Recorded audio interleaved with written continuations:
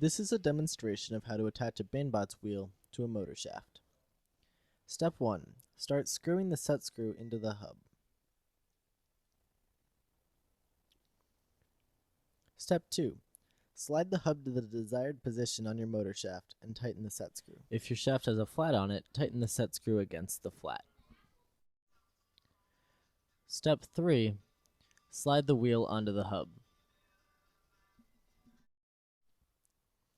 Step 4. Use a pair of snap ring pliers to place the snap ring into the groove on the hub.